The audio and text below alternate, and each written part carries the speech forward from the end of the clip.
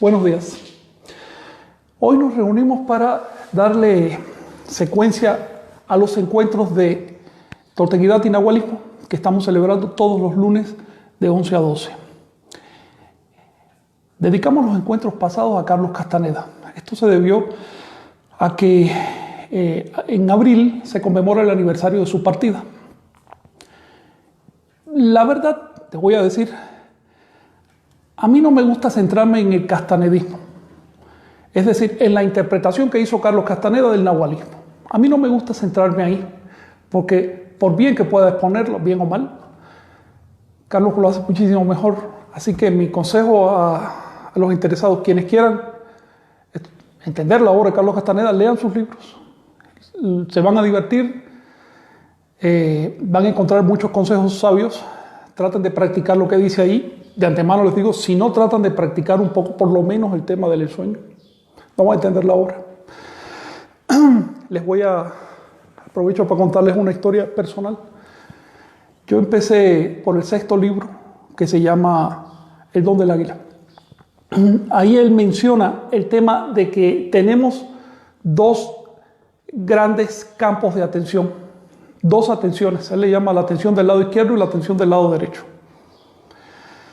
Atención significa procesos completos de conciencia, no solo el atender superficialmente, procesos de conciencia.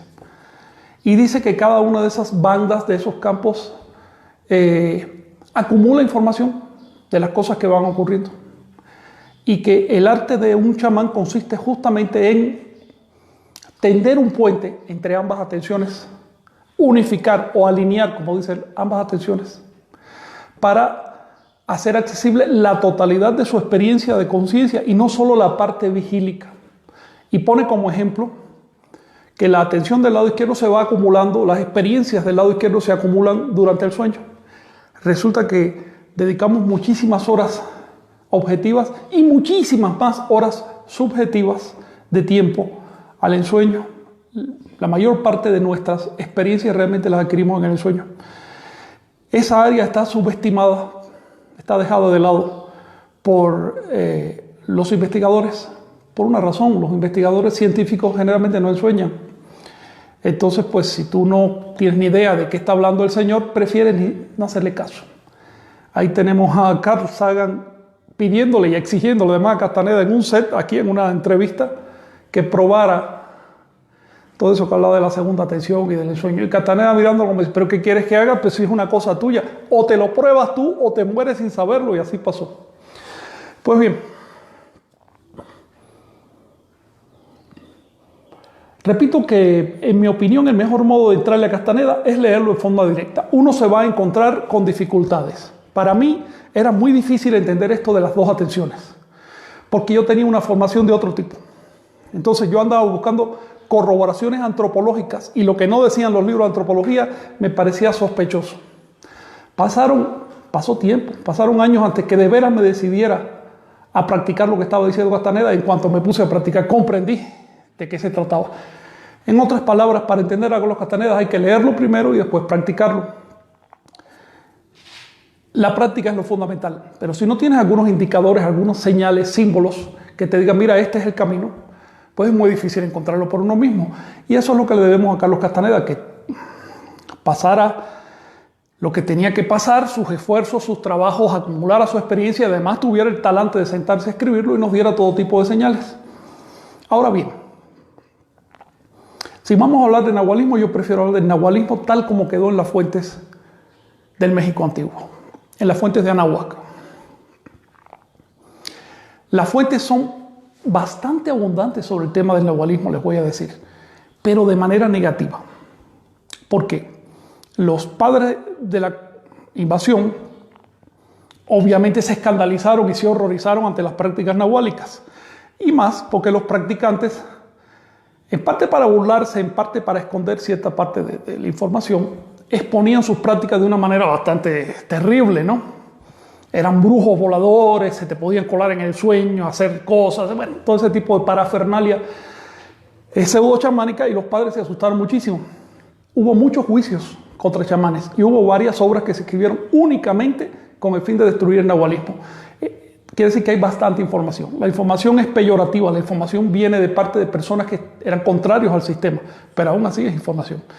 Y por otro lado, hay una ventaja cuando el que hace una crónica es un padre católico que está en contra de la toltequidad o el nahualismo. Y es que este señor, con el celo que tenían aquellos padres de destruir hasta el último vestigio de idolatría, este señor describe cada detalle. ¿Ven? Lo describe en detalle, para que el cura que lee ese manual pueda identificar esos elementos sospechosos de idolatría en su propia congregación. De manera que, por ejemplo, hubo un cura que dedicó buena parte de su vida a recopilar conjuros nahuales y ahí los expuso en náhuatl y trató de traducirlo muy mal, pero bueno, por lo menos lo intentó. Ahí están. Esos conjuros se conservan gracias al celo de un padre cristiano. En otras palabras, la información que nos llega de México antiguo es muy útil si se sabe descifrar. Yo prefiero que cuando hablamos de nahualismo, toltequidad o lo que sea que se refiera a Anáhuac, referirme a las fuentes de Anáhuac. Por eso quiero dedicarle tiempo más adelante a un cursillo de nahualismo prehispánico. Y le estoy llamando prehispánico porque es la palabra correcta, es decir, nahualismo anterior a la llegada de los españoles. Ahora bien, en los encuentros pasados se acumularon varias preguntas y yo me comprometí a responderlas, de modo que voy a dedicarle un tiempito a ello. La primera, por favor. Sí. Bueno, de las que están... Aquí pregunta Sergio Gerardo Estrada. He leído que la tensegridad debe practicarse en el ensueño y no en la vigilia. ¿Podrías comentar al respecto? Gerardo, la palabra deber es muy fuerte. La tensegridad, como cualquier otra técnica, puedes practicarla en cualquier estado de conciencia. Ahora, mientras más libre sea ese estado de conciencia, mientras más consciente sea, más ganancia de la práctica. Obviamente, practicar la tensegridad en la vigilia, cuando nos sentimos despiertos de manera cotidiana, es sencillo. Es simplemente disponer los elementos, sacar el tiempo y mucha gente lo hace. Pero practicarla cuando uno está dormido, para eso tienes que aprender a ensoñar. Es decir, para eso tienes que elevar tu estado de conciencia. No se compara el estado de conciencia distraído de la vigilia, en que nos unimos por entusiasmo con otro y empezamos a practicar rutinas, que el estado de conciencia de cuando estás solo y tienes que recordar que estás dormido. Ahí empieza el verdadero trabajo. Es por esto que Carlos Castaneda dijo que él había extraído los pases mágicos del ensueño. Con eso estaba dando una clave muy clara para cualquiera que practique en serio. Sí. La Obsidiana pregunta, ¿cuál sería tu primera recomendación práctica para ensoñar? Para ensoñar hace falta algo preliminar. Querer ensoñar. Para querer ensoñar tenemos que estar conscientes de que todavía no ensoñamos. Es decir, cuando escuchas que otras personas ensueñan y comparas con tu experiencia y dices, caramba, yo no hago lo mismo, entonces es cuando surge la idea, bueno, quiero hacer lo mismo, quiero verificar qué hay ahí detrás.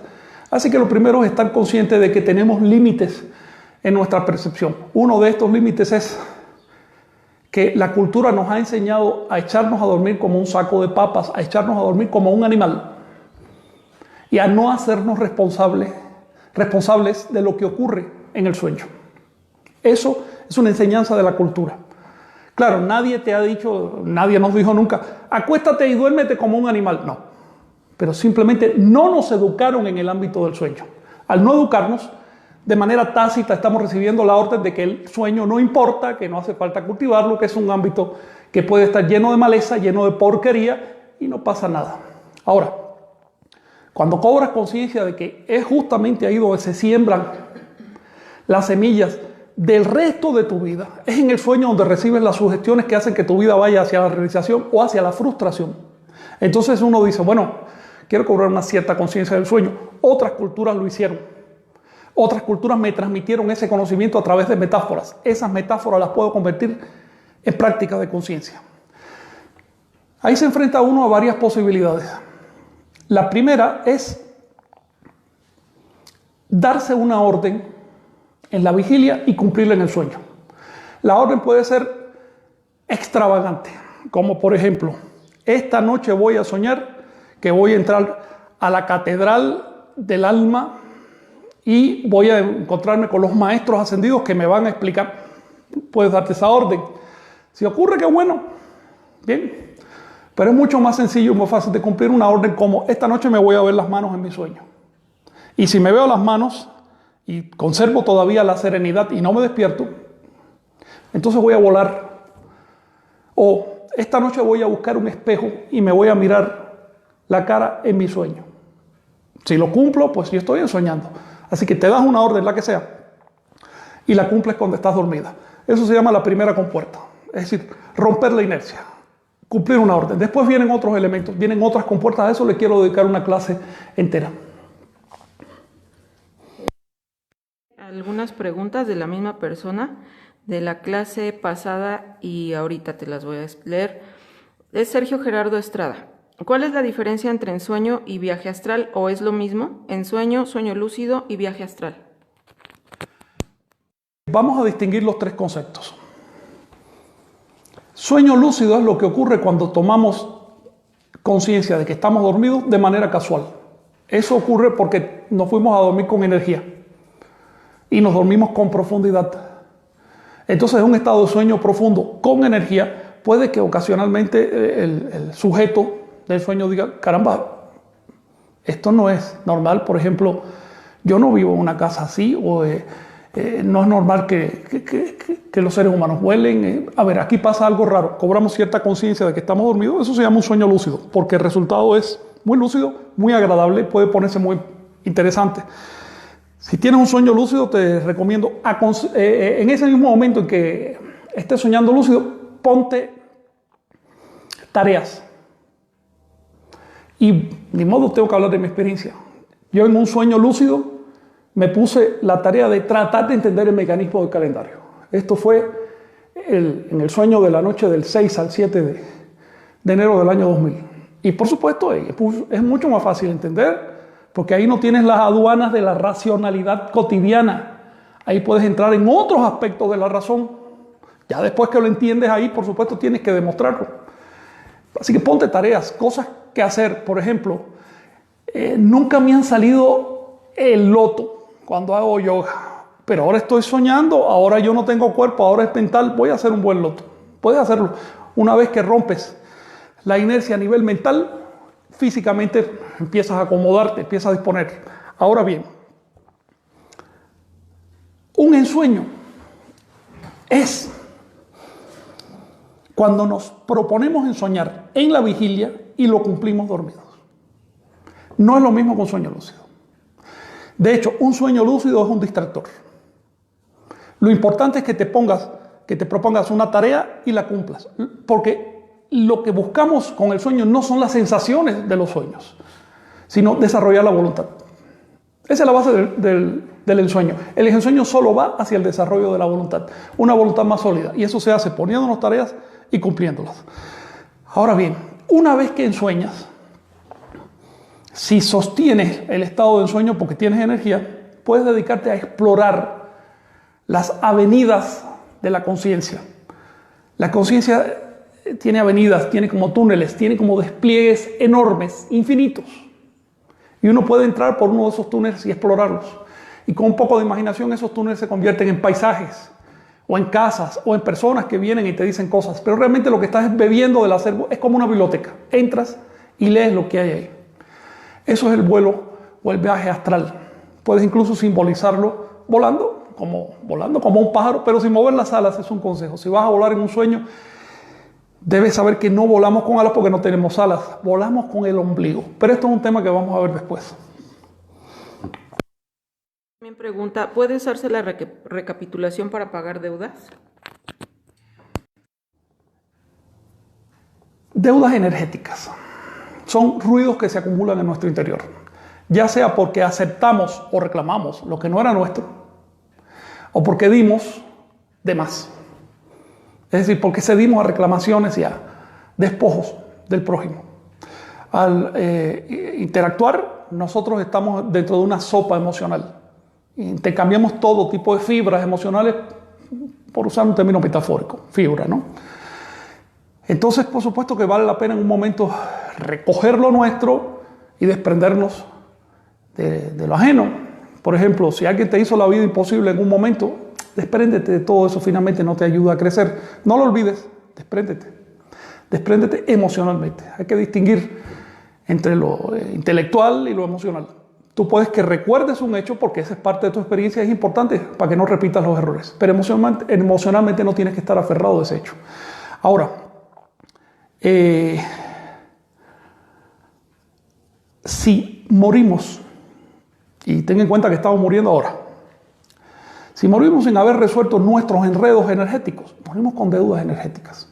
Obviamente, uno de los mejores modos de resolver esa deuda es recapitular nuestra vida. Recapitular no es simplemente recordar. Recapitular es volver al momento en que ocurrieron las cosas. Y esto se hace con una memorización profunda en silencio mental. Recapitular es el silencio mental del recuerdo. Así que recordamos, pero recordamos generalmente en forma discursiva, es decir, con argumentos, con causas y efectos.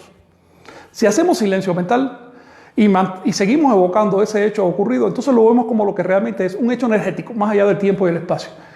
Eso se llama recapitular y ahí podemos, resolver los nudos. Bueno, eso mencionaste, pero digo la pregunta. Sí. También de Sergio. He leído que la tensegridad debe practicarse en el ensueño y no en la vigilia. ¿Podrías comentar al respecto? Bueno, creo que acabo de responder esa pregunta. Si tienes otra, por favor. Claro. Muñoz preguntó anteriormente, ¿cuál sería una manera correcta de darse la orden para ensoñar? Hay una sola manera de darse una orden, es dándose la orden, es decir, voy a hacer tal cosa. Ahora, esa orden debe ser enérgica, directa, clara, muy clara, pero no obsesiva. Porque te repitas la orden no va a pasar mejor. La obsesión, es decir, tengo que soñar porque los demás lo hacen y yo no lo hago, porque fulanito ya... Bueno, la obsesión solo bloquea el ensueño. Para ensoñar tenemos que tener en cuenta que el ensueño no sirve para nada. Así que si lo que estás buscando son ganancias personales, métete a comerciante, haz otra cosa en la vida. No te metas a cultivar tu conciencia. La conciencia se cultiva por el disfrute de hacerlo, no porque sirva para algo. No hay un motivo externo, no hay un atractor externo para el cultivo de la conciencia. Debe nacer de uno mismo. Si tú consideras que debes cultivar tu conciencia, entonces yo te sugiero que empieces por el ensueño, porque qué mejor campo para cultivar la conciencia que el campo de la subconsciencia.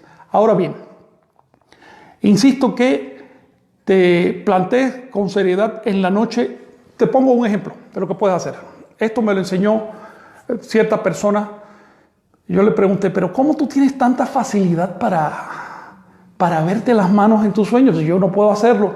Esta persona me dijo, cuando apago la luz en la noche para irme a dormir, después de apagar la luz y me acuesto, me miro las manos. Mi mente sabe que no me las voy a poder ver porque estoy en la oscuridad, pero mi ser interno sabe que sí me las puedo ver. Porque si yo no pudiera ver en la oscuridad, entonces no podría soñar. Cuando soñamos, estamos viendo cosas y las estamos viendo en la oscuridad. Así que esta persona se miraba las manos en la oscuridad con tremenda confianza. Eso ya le funcionaba como orden. Y es probable entonces que esa orden te mueva, las recuerdes cuando estés dormido y te las veas. Una vez que te las ves, debes ser escrupuloso, debes saber si son las tuyas o no. Esto es un subterfugio, pero funciona. Así que en la vigilia, ahorita mismo si quieres, apréndete cómo son las rayas de tu mano. Míratelas un rato, trata de callar la mente. Trata de mantener ese residuo de voluntad que dice esta noche me las voy a ver, pero sin discursos mentales. Y probablemente ocurra, sí. Preguntar, entiendo que para ensoñar se necesita energía. En este sentido, ¿cómo influyen o desgastan el sexo o la práctica de la masturbación para lograr el ensueño? ¿Están relacionados? La energía es una. Tenemos una sola fuente de energía que se manifiesta de diversas maneras.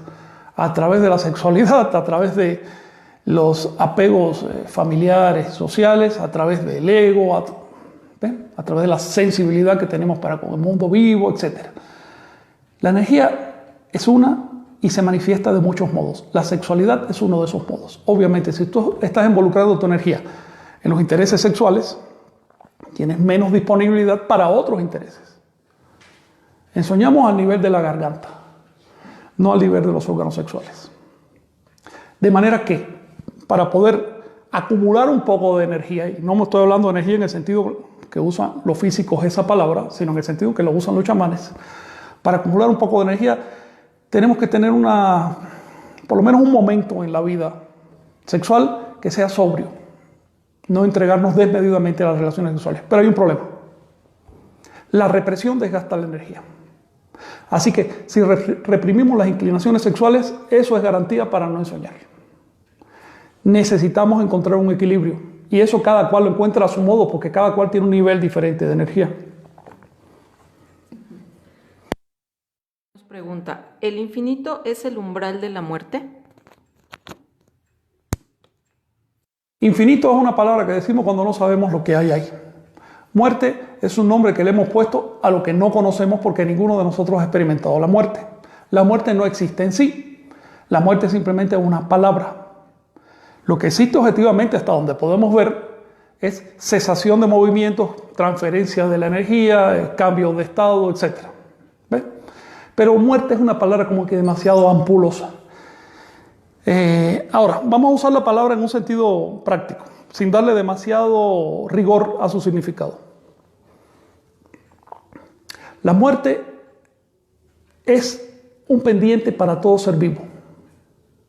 La muerte nos pone un paréntesis, nos pone un límite. Pero, por lo general, nosotros no sabemos por qué estamos aquí. Así que tener un paréntesis sin saber por qué estamos aquí es un problema.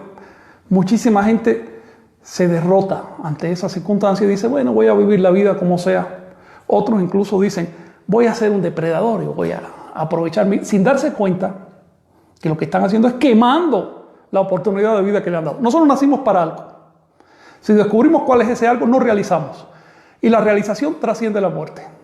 Así que no estoy diciendo que el ego vaya a vivir para siempre o el cuerpo vaya a vivir para siempre o vayamos a resucitar en tanto yo. No estoy diciendo eso. Estoy diciendo que transferimos nuestro sentido de ser al cuerpo físico, del cuerpo físico a otro ser al que llamamos el Nahual. Y empezamos a vivir para los intereses del Nahual. En ese caso la muerte se va poniendo pálida, llega un momento que la palabra no significa gran cosa, estamos más interesados en ser útiles que en, digamos, vivir mezquinamente nuestro momento de vida. ¿Sí?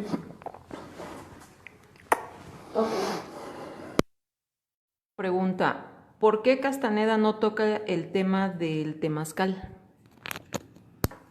Bueno, todas las culturas han tenido baños. Los antiguos, no sé, escandinavos y mesoamericanos y otros pueblos en África y demás, hacían sus baños de manera como el temazcal. Esto se debe a razones higiénicas, la concepción higiénica de esos pueblos, o a la forma del jabón de aquella época, etc., ¿no? Esto no tiene que ver con el nahualismo. Castaneda se concentró en el nahualismo. El temazcal está muy bien. Yo le recomiendo a cualquiera que pueda, con cuidado también, participar en un temazcal de cuando en cuando. Es depurativo, es buenísimo, pero es salud, es higiene, es algo físico. No por entrar a un temazcal vas a aprender a ensoñar. Para aprender a ensoñar tienes que proponerte ensoñar. Ahora, si quieres darle un sentido místico al temazcal, aprovechar ese espacio que es tan íntimo para transmitir enseñanzas, etcétera, eso está muy bien. Sin embargo, no es el tema, por supuesto, de nahualismo, como tampoco es el tema de qué tengo que comer, qué no puedo comer. Esas son cosas obvias. Pregunta al respecto de lo que acabas de mencionar. Es Julio de la Merced. Pregunta, Frank, hay dos formas en las cuales he descubierto que por seguro voy a ensoñar. La primera es provocándome el cansancio y la segunda es no comiendo carne por mucho tiempo. Mi pregunta es ¿por qué cuando como carne detiene mis experiencias de ensueño? ¿Comer carne afecta? Comer carne no afecta. Dejar de comer carne no predispone al ensueño. Lo que predispone al ensueño es acumular energía. Y cada cual resuelve este tema a su modo. Por ejemplo, en mi caso, a mí me afecta comer carne y tomar leche. Obviamente, si me voy a la cama con afectación en el estómago, la energía se me va a concentrar en eso. Va a ser más difícil de ensoñar. Hay otras personas, te pongo por ejemplo Imagínate los esquimales. Los esquimales, debido a su medio, todos los que sobreviven, y por herencia también, tienen genes que les permiten digerir bien lo que hay allí, que es poquita cosa. No hay vegetales, solo hay carne. Sin embargo, los esquimales son uno de los pueblos que más se han dedicado al chamanismo. Los chamanes esquimales, o inuit, como se llama así mismo, son de los más prestigiados y entran a las mayores profundidades del ensueño. En otras palabras, no hay recetas externas para ensoñar. Lo que importa es tener la voluntad y, por supuesto, el sentido común para no hacer cosas que nos desgasten. Eso cada cual lo resuelve. Es igual que la pregunta del sexo. Cada cual sabrá. Hay personas que pueden llevar una vida sexual intensa y aún así les queda energía para ensoñar. Bueno, eso es preferible a llevar una vida sexual reprimida, porque entonces seguramente no van a ensoñar. Y pasa lo mismo con la carne. Hay personas que por determinados hábitos alimenticios han encontrado un residuo de energía. Pero hay otros que por esos mismos hábitos se debilitan físicamente y entonces ya no van a ensoñar. Es necesario tener sentido común. Cita Buchot pregunta, ¿y cuando el ensueño es pesado o nos agrede, cómo podemos salir de él o cómo cambiarlo? El ensueño no es pesado y nunca nos agrede. Lo que nos agrede es la falta de conciencia. Supongo te refieres a las pesadillas.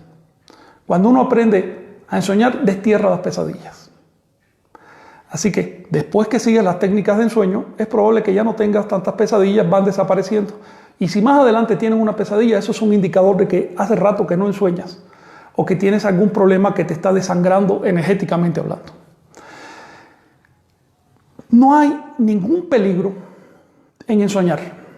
No hay absolutamente nada malo en ensoñar. El peligro está en no ensoñar. Lo malo está en no ser conscientes. Porque cuando no somos conscientes, cuando no estamos completamente alertas, cualquiera nos puede sugestionar. Por ejemplo, Rosa, en un día cualquiera que pasas por la calle o que enciendes el televisor, recibes millones de datos. Y muchos miles de esos datos son sugestiones directas a tu subconsciente. Del que te quiere vender un producto, del que te quiere vender la salvación, o de todo. O incluso sugestiones que no son explícitas, sugestiones que no intentan sugestionarte, pero que lo hacen de todas maneras. Por ejemplo, ¿cuántas veces nuestros padres al describir cosas, incluso hablando con otras personas, realmente nos estaban dando una sugestión? Eso pasó tantas veces, eso pasó millones de veces. Las sugestiones fermentan cuando estamos dormidos. Al estar vigílicos podemos tener, digamos, cierta barrera, cierto escudo y rechazarlas. Pero cuando te duermes regresan esas sugestiones, vamos rumiando todo lo que pasó durante el día. Y ahí no tenemos anticuerpos mentales para detenerlas. Por eso es importante aprender a ensoñar. En las culturas antiguas, sea de Asia, de África, de Europa y de América, la educación no se detenía cuando el niño aprendía a leer y escribir. La educación seguía. Había que aprender a ensoñar. No se consideraba culta a una persona que no tuviera un mínimo control de sus estados subconscientes. Cuando digo ensueño, no solo me refiero al sueño, me refiero a cualquier estado de subconsciencia, los estados de embriaguez ritual o no ritual, los estados de alteración emocional, los estados del sueño o incluso el estado de la muerte, que esa es la propuesta final de los chamanes. Aquí Víctor Gallardo pregunta, ¿es posible que muchas personas ensueñen y despierten en otro sueño de manera simultánea? Víctor, voy a repetir algo que mencioné el otro día. Lo que caracteriza al estado de vigilia, al estado en que estamos ahora, es el sentido de que lo que nos está ocurriendo es real. Por eso, si en este momento tiembla la tierra, tú y yo salimos para la calle. ¿Ves? Porque es real lo que está pasando. Ahora bien, lo que caracteriza al estado del sueño, el sueño cotidiano, es el sentido de que lo que está ocurriendo es real. Y es por eso que si soñamos que hay un terremoto nos asustamos. Nos asustamos exactamente igual que en la vigilia. Así que lo que caracteriza a la vigilia y al sueño común es el sentido de que lo que está ocurriendo es real. Darse cuenta de ello hace la diferencia. Darse cuenta de ello hace que nos preguntemos, ¿es tan real como yo lo veo? ¿O aquí hay una parte de imaginación? ¿O de plano esto es una alucinación que estoy teniendo? El único modo para lidiar con esa incertidumbre es tomando cierto control, es educando la voluntad. ¿Me puedes repetir la pregunta de Víctor? Sí. ¿Que muchas personas ensueñen y despierten en otro sueño de manera simultánea? Tu pregunta tiene varios matices importantes. Puesto que lo que caracteriza al sueño común es lo mismo que caracteriza a la vigilia, despertar de un sueño común a la vigilia es cambiar de sueño. Darse cuenta de ello hace la diferencia.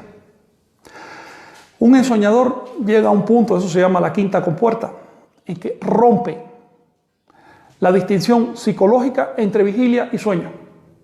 Y nunca más despierta al mundo cotidiano. Nunca más. Se atreve a despertar en otro sueño, a enfrentar la realidad perceptual como lo que realmente es, onírica. Tiene una naturaleza onírica. De hecho, esto podemos entenderlo mejor desde un punto de vista físico. Decían los antiguos griegos que nadie se puede bañar dos veces en el mismo río. Esto es porque todo cambia. A ti te parece el mismo río conceptualmente, porque a eso le llaman río, pero la verdad es que el río no existe, existe un flujo. Y ese flujo no es dos veces igual, nunca podrás entrar dos veces al mismo flujo, nunca vas a despertar dos veces en el mismo mundo. Pensar que volví al mundo de siempre, eso es una rutina mental. El mundo no es 2 segundos igual a sí mismo, el mundo cambia permanentemente. Por lo tanto, más vale interpretar el mundo de percepción en que vivimos como un sueño en que podemos ser pasivos y aceptar pasivamente las sugestiones que recibimos, o activos y empezar a tomar control. Bien.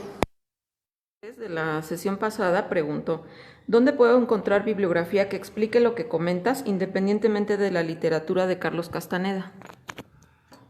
Carlos, hay poca literatura sobre el sueño, poca literatura explícita, porque a través de metáforas hay muchísimas. Por ejemplo, la Biblia. Si tienes una Biblia electrónica, busca en tu buscador todas las veces que aparece la palabra sueño, o soñar, o ensoñador. De hecho, ensoñador se dice en hebreo Nawin, y era el nombre que le daban a los profetas. Los profetas literalmente no se llamaban profetas, se llamaban ensoñadores. En otras palabras, hay muchas referencias en la literatura universal, sobre todo en la literatura sagrada, al ensueño, pero muy pocas referencias explícitas. Carlos Castaneda se atrevió a romper un tabú. Y es que no se podía hablar abiertamente de eso. Pues si él habló abiertamente de eso y no pasa nada. ¿Ves? De hecho, nos dio una oportunidad tremenda. Es posible que en 1 o 2 siglos otra vez vuelva el tabú. Tenemos que aprovechar este momento, porque este es un tiempo mesiánico. Ahora bien, los tibetanos también han escrito varios libros sobre eso, en parte influidos por Carlos Castaneda, vamos a decir la realidad, pero también porque su tradición es un poquito más abierta, ya que en el medio del Tíbet hasta hace medio siglo había mucha libertad para las prácticas y demás. La literatura de Anáhuac es muy clara con el tema de los sueños. De hecho, cuando lees los juicios que se le hicieron a los nahuales, vas a ver que prácticamente de lo que hablaban los inquisidores era del sueño. Decían, este sujeto sueña y hace esto y hace lo otro. Y las respuestas del enjuiciado eran, pues sí, aprendí a soñar porque esto y lo otro. Es decir, todo depende del medio social. Desafortunadamente estamos en un medio cristiano. Y los cristianos le tienen pavor al desarrollo de la conciencia. La cultura cristiana es una cultura domesticada. Baja la cabeza y adora. Baja la cabeza y adora. Ni mires para arriba. No te atrevas a preguntar nada. No te atrevas ni mucho menos a desarrollar tus facultades. Humíllalas, aplástalas, extermínalas. Que aquí se van a salvar los obedientes. Entonces, en ese medio, pues, se nos hace difícil encontrar referencias. De todas maneras, ya con Carlos Castaneda tenemos bastante. La siguiente, porfa. Sí, permítame. Bien. Mitzi Huerta, Fran, ¿cómo se puede lograr tener un control sobre tus emociones para que no drenen tu energía?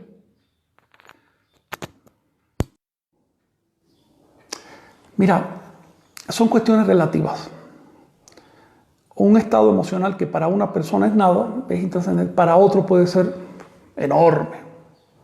Por ejemplo, 2 adolescentes se enamoran y pueden sentir lo máximo, pero quienes lo están mirando de fuera dicen, deja que pasen unos añitos, deja que empieces a ver la realidad, deja que te desengañes, te vas a enamorar 40, 50 veces, al final ya no va a ser tan intenso. En otras palabras, son relatividades. ¿Cómo impedir que las emociones nos zarandeen? Dándose cuenta que las emociones no son tan divinas, poderosas o avasalladoras como parecen a la primera. Es decir, ampliando nuestra base de experiencias. Si tú tienes suficiente experiencia en la vida, entonces empiezas a preferir emociones más refinadas y no le haces tanto caso a las emociones más burdas.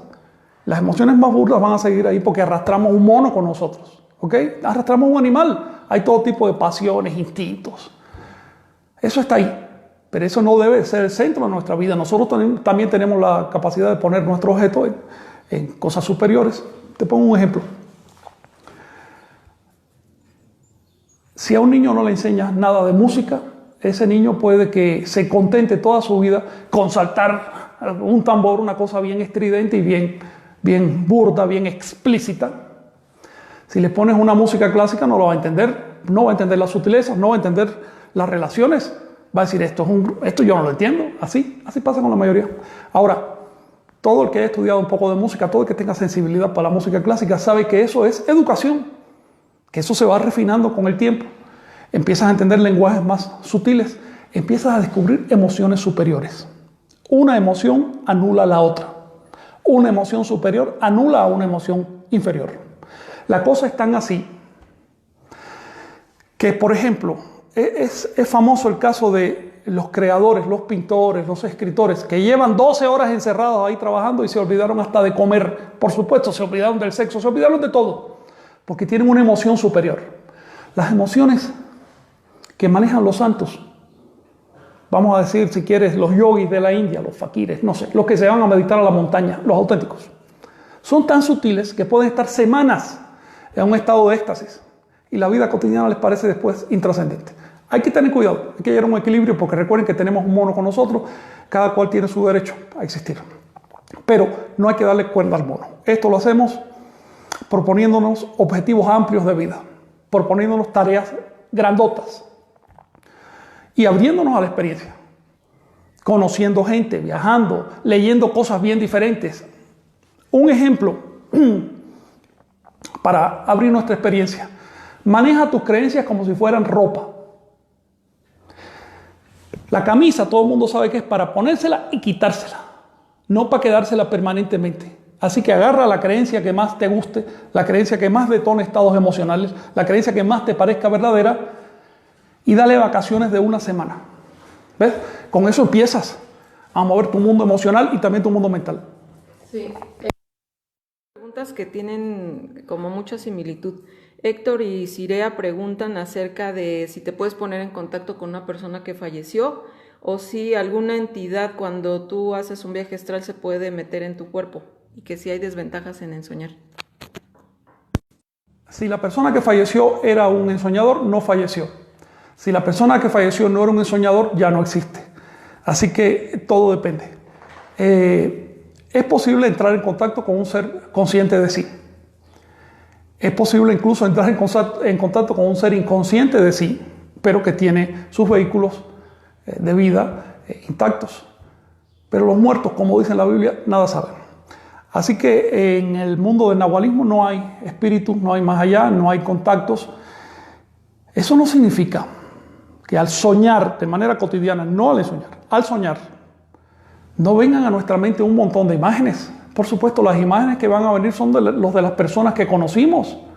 Si tienes una deuda energética con una persona que murió, eso es un problema. Esa persona se te va a seguir apareciendo. No porque desde el lado de allá quieran reclamar esa deuda, sino porque tú quieres resolver esa deuda, porque tú no quieres morirte en la misma situación. De eso se trata. Este es un tema que me gustaría tocar aparte.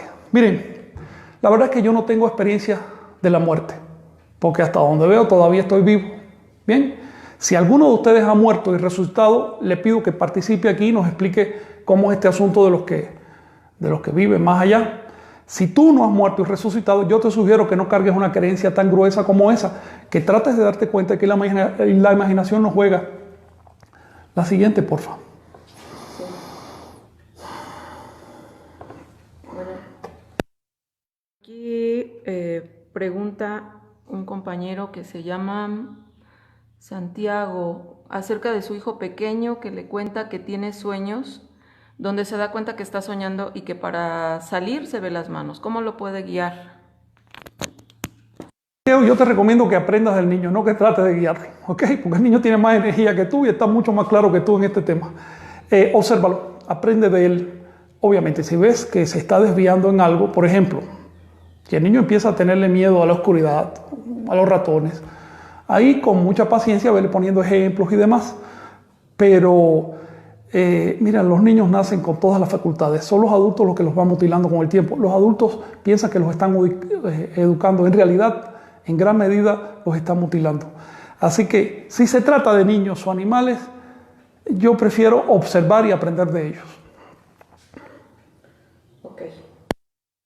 Filo pregunta, Maestro Frank, ¿podría recomendar formas para poder hacer silencio? En mi caso, creo que cuando dibujo, escribo o hago música, a veces puedo callar la mente y a veces que acabo un trabajo en sueño cuando duermo. Juan, ¿te has dado cuenta de algo? El silencio no es la ausencia de palabras. El silencio no es la ausencia de música. No es la ausencia de colores y formas. El silencio no es una ausencia. El silencio de que hablan los chamanes no es la falta de algo. El silencio es la educación. Es muy común para quienes tratan de callar su mente. Es muy común que empiecen a darse órdenes. Tengo que callar. Eso no es callar. Eso es darse una orden. Eso es un ruido todavía peor. Podemos darnos esa orden de aquí hasta el fin del mundo y eso no va a significar silencio. Por otro lado, también es muy común que el que empieza en esto, lo digo por experiencia, imagine el silencio mental como absoluta ausencia de sonidos. No. Hay una experiencia famosa si mal no me acuerdo, es una experiencia gnóstica que dice, o zen, dice, ¿por qué canta el pájaro? El canto del pájaro es espontáneo, es su naturaleza, es así.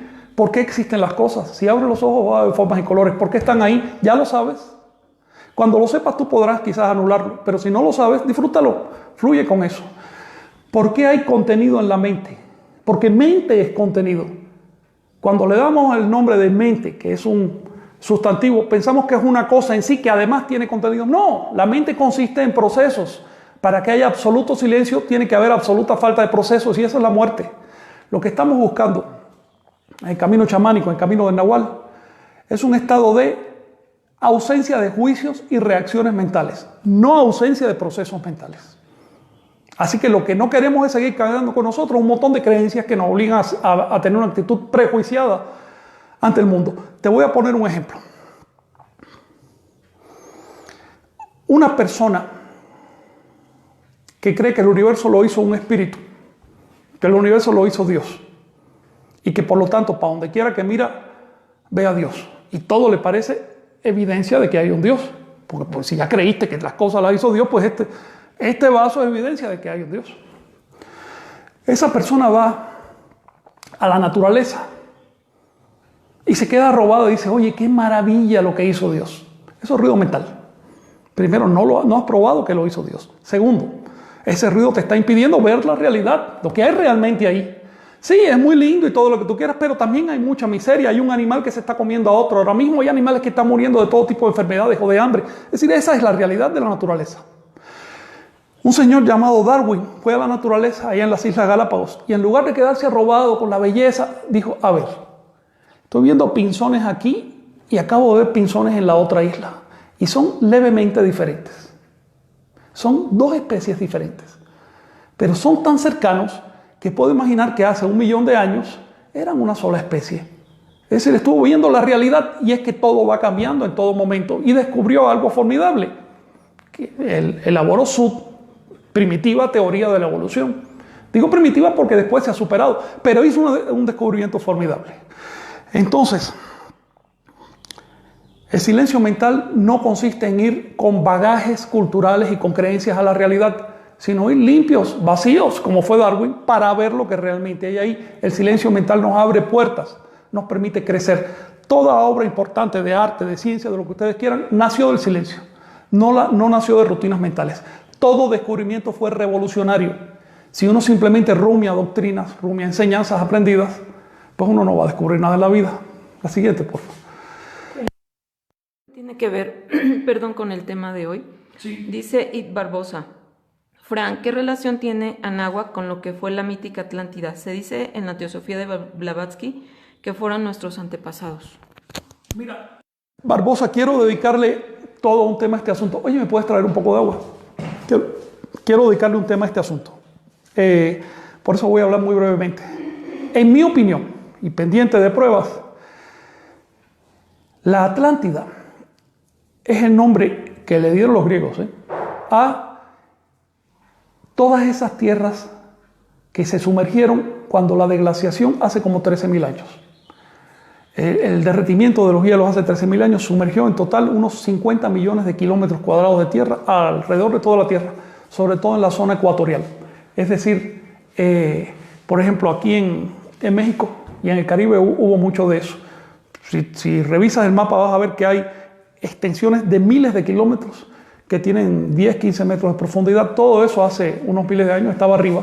Y esas eran las zonas más cotizadas en esa época para vivir, porque el resto de los territorios, debido a la glaciación, era árido, era seco y frío. De manera que yo pienso que Atlántida es memoria de un estado de vida de una época. Y ese mismo recuerdo quedó en América. Aquí se le llamaba Aztlán, de una raíz, por cierto, similar a la de la Atlántida. Ahora, el mito de Aztlán y Atlántida también tiene un significado filosófico y eso me gustaría tratarlo en otro momento. ¿Otra pregunta?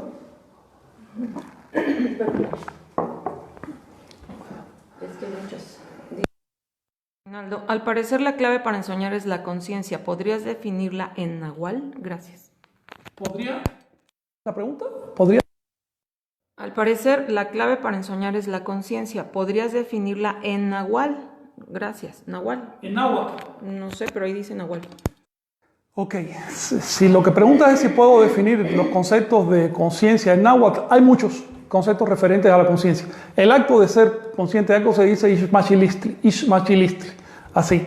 El procesamiento de esas cosas que adquieres a través de ese acto se dice mati, o matilistli es su producto. Y así hay muchos modos de definir la conciencia en náhuatl. Ahora, si te refieres a cómo se interpreta la conciencia dentro del camino nahuálico, cómo la interpretan los nahuales, a ver, no es que tengamos conciencia, es que somos conscientes, somos la conciencia. Cada partícula de nuestro ser está consciente. Conciencia es simplemente capacidad de darse cuenta, o si lo quieres de una manera todavía más objetiva, capacidad de reaccionar. Y si vamos a ver, cada partícula del universo tiene capacidad de reaccionar. La conciencia no es más que la evolución de esa capacidad de las partículas de reaccionar con las demás. Esa capacidad llega a un umbral en que el ser comienza a defender un núcleo, un sentido del yo. Y por lo tanto, comienza a percibir el medio como aquello que está en función de este núcleo. Sigue evolucionando de manera natural, porque aquí no hay intervenciones mágicas. Y llega a otro umbral en que ese sentido del yo se transforma en una idea del yo. Y ahí surge la mente tipo humana, ahí surge la autoconciencia. Y ya no solo creemos que todo está en referencia al yo, sino que nos empezamos a sentir importantes. Y de ahí surge, por ejemplo, la idea de que vamos a resucitar, reencarnar, sobrevivir de alguna manera, porque nos da miedo enfrentarnos al hecho. Entonces, espero haber respondido a tu pregunta. Si quieres, hazla con más claridad. Aquí Miguel Ángel pregunta, ¿la energía anímica del Iyotl que reside en el hígado, según Alfredo López Austin, es la energía que manifiesta el nahual durante sus sueños? Además, dice también que el Iyotl, es la causante de los fantasmas como aire de la noche. Hay que distinguir lo que dice López Austin de las fuentes de donde toma esa información. Prácticamente él tomó esa información del Códice Matritense y tuvo el gesto de traducir muy buena parte de ese códice y también la sabiduría de no meterse a comentar lo que no entendió. También hay que tener en cuenta que su traducción no es perfecta como la de nadie.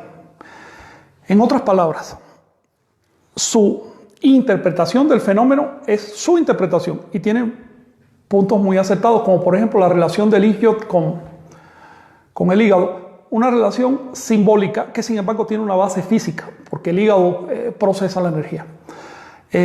Esto se enmarca dentro de una estructura de pensamiento más amplia. Los antiguos anahuacas, los antiguos mexicanos concebían a nuestro ser como una composición con 4 vehículos básicos, vehículos de procesamiento de la energía, es decir, vehículos de conciencia.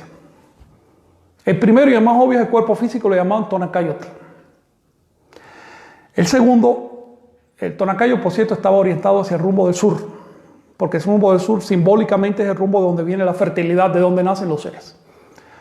El segundo vehículo, orientado hacia el este, que es el rumbo de donde nace la luz o donde llega la tona, es Ixyotl o Ijiyotl, también se puede decir, las dos formas son equivalentes. Sí, significa energía vital. Energía vital es el resultado del procesamiento de la energía física, de la energía que obtenemos a través del consumo de alimentos en nosotros. Ese procesamiento produce cualidades emergentes, es decir, cualidades que aparentemente no estaban ahí, en esa base que nos estamos comiendo. La cualidad de la conciencia, la cualidad de la vida.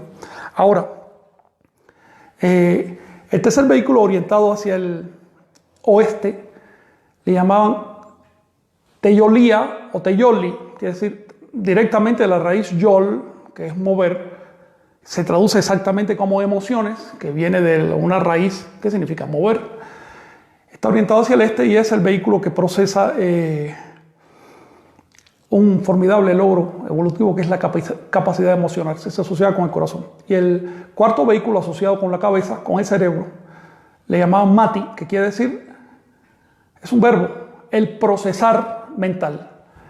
Es decir, la memoria, la capacidad de hacer analogías, la lógica, todo ese tipo de facultades mentales. Así que esos 4 elementos, Tonacayotl, Ixyotl, Teyolía y Mati, componen nuestra base. De su armonización resulta un quinto vehículo, a que las fuentes llaman Nahualí. Así que el Nahual es el producto de la armonización de nuestros vehículos de base. Todo esto está bastante bien descrito en las fuentes, pero a través de metáforas. Yo agradezco a López Austin que le haya dedicado tiempo al Códice Matritense y que haya dado a conocer algunos conceptos, aunque sin meterse en profundidad. También le agradezco que no se haya metido a hacer interpretaciones académicas de conceptos como los cuecuellos, etcétera, porque la academia no sabe nada de esto.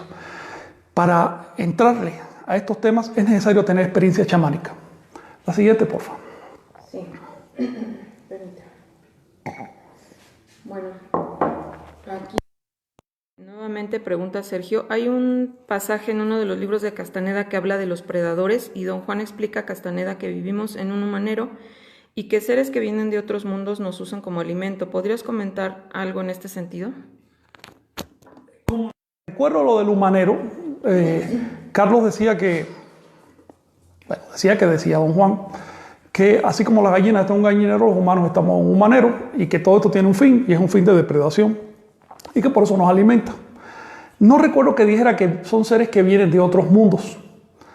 Más bien habla de una instalación foránea, que es la interpretación cultural que hacemos de las cosas, no la interpretación biológica. Nuestra biología interpreta ciertos hechos. Por ejemplo, si tenemos hambre, lo interpretamos muy bien biológicamente. Pero un tema como si el universo es infinito o fue creado por un espíritu o qué va a pasar después de la muerte, esos son temas culturales. Así que hemos recibido de fuera, es una instalación foránea, un montón de sugestiones que se articulan y producen un fenómeno al que los medievales llamaron egregor. Es decir, producen una articulación, es algo que no existe en sí, sino en sus componentes, pero que trata de sobrevivir. Trata de sobrevivir. Por ejemplo, una secta se inventa a un dios, acabadito de inventar, no necesita tener ninguna realidad. La gente empieza a adorarlo, la gente empieza a atribuirle poderes, ese dios a través del sacerdote, porque nunca baja directo, empieza a pedir cosas, se crea un estado de retroalimentación tal que ese dios puede mandar a matar personas, como por ejemplo, Jehová ahora está matando personas en los hospitales porque dijo que no se podían poner transfusiones. A saber dónde lo dijo, porque eso no aparece en ningún libro sagrado. Pues bien, el egregor es un monstruo, puede matar, puede destruir civilizaciones enteras. Recientemente vimos una guerra de personas que creen en un tipo de monstruo que les dice todos los seres humanos deben morir porque todos son pecadores, así de crudo. A escala menor, a escala del individuo, nosotros tenemos pequeños monstruitos que nos van tiranizando toda la vida y es bueno sacárselos de arriba.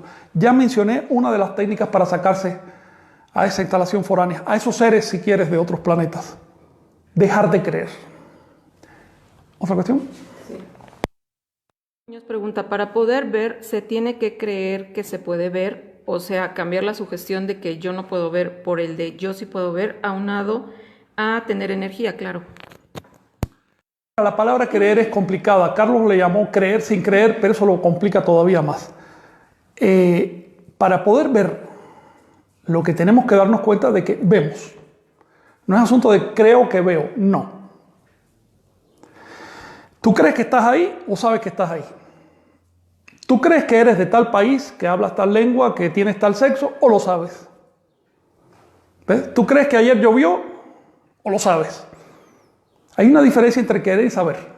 Aquello que sabes, con evidencia, sabes que te duele un órgano, sabes que tienes hambre, sabes que tienes ganas de bostezar, sabes un montón de cosas. Esos saberes son ver. Los antiguos le llamaron ver a esos saberes. Es decir, a observar el mundo sin un bagaje mental, a observar el mundo en silencio. Y recuerda que no se trata de observarlo en silencio absoluto, sino observar el mundo sin prejuicios, sin creencias. De hecho, ver es lo opuesto al creer. Bueno. Pregunta, profesor, ¿podría compartirnos algún conjuro nahuálico para antes de depositarnos en soñar que hayan quedado registro en las fuentes como de Alarcón? Ok, ya que mencionas a Alarcón, pues vamos al tema. Los conjuros quedaron recogidos básicamente por dos cronistas, aunque hay otros, Alarcón y La Serna. Ellos trataron de traducirlo, lo tradujeron muy mal, es una pena. Sí, podemos traer algunos conjuros. Tomo tu solicitud para las clases de náhuatl, porque si vamos a hablar de conjuros en náhuatl nos van a servir de una vez ya para exponer la lengua. Ahora, ten en cuenta un detalle. No vas a ensoñar más porque repitas conjuros. Vas a ensoñar si te das la orden. Puedes convertir esa orden en un conjuro, pero hay que tener cuidado. Porque si empiezas a depositar tu confianza en un amuleto, en algo externo, eso se llama, en el chamanismo se llama ícaros. Si empiezas a depositar tu confianza en mantras, en yantras o mandalas, en cuanta cosa nos buscamos para ayudarnos a concentrarnos, podemos terminar convirtiendo el objeto en ídolo y podemos entonces vertir la práctica, no hacia el silencio, sino hacia el culto de esos objetos, y eso es peor, porque eso sí bloquea el ensueño. Platicaremos de los conjuros en las clases de náhuatl. Santiago Serpiente pregunta, ¿puedo generar mis propias experiencias para poder ensoñar sin necesidad de un manual? De hecho, Santiago, aprovecho para saludarte, lo que se busca es que generes tus propias experiencias sin necesidad de manual y sin necesidad de leer las experiencias ajenas. Para eso vale la pena ciertos indicadores. Los manuales hay que tomarlos con granito de sal. Por ejemplo, un buen manual de ensueño es el libro de Carlos Castaneda, El arte de ensoñar. Sin embargo, en sus primeras páginas ya aprendes a ensoñar. El resto son episodios personales que él describió, son cosas verdaderamente intrascendentes para nuestra propia vida. Tú vas a encontrar tu propio camino. Mira, aprender a ensoñar es aprender a ser consciente. ¿Para qué queremos ser conscientes? Para ser libres, es decir, para hacer lo que nos dé la gana y por lo tanto adquirir nuestras propias experiencias del mundo. No hay un destino prefijado, no hay un lugar a donde tenemos que ir. No, no es cierto. Libertad es libertad. Cualquier otra cosa no es libertad. Así que tú vas a ser libre en tus propias experiencias y no en las ajenas, pero qué bueno que hay personas que han transmitido parte de sus experiencias. En otras palabras, de esto que yo te estoy diciendo, toma lo que te sirva. Lo que no sirva a tu caso particular, deséchalo y punto. Bueno, Galini dice, no logro desapegarme de la familia aunque yo los haya liberado. ¿Puede ser que ciertos sujetos nos jalen o no nos dejen ser libres aunque uno haya hecho todos los procesos posibles? Jesús lo dijo hace 2000 años, Carla. Quien no puede dejar padre, madre y resto de la familia, no puede seguirme a mí. Es así de simple. Los cristianos han pervertido, han olvidado, han de hecho invertido esta expresión de Jesús.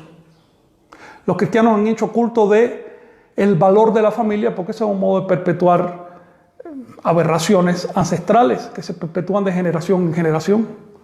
Tenemos que salirnos de esa sugestión. Con esto no estoy diciendo romper la familia, ni hacerse irresponsable frente a lo que uno mismo genera. Pero tú no tienes la culpa de quienes te crearon. Y quienes te crearon puedes estar seguro que no lo hicieron por deber, lo hicieron por otra razón. Así que tú no les debes absolutamente nada.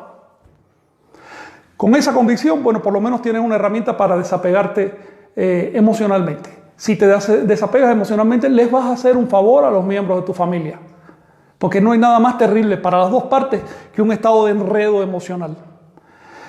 No cedas a la tendencia del simio de abusar de la situación.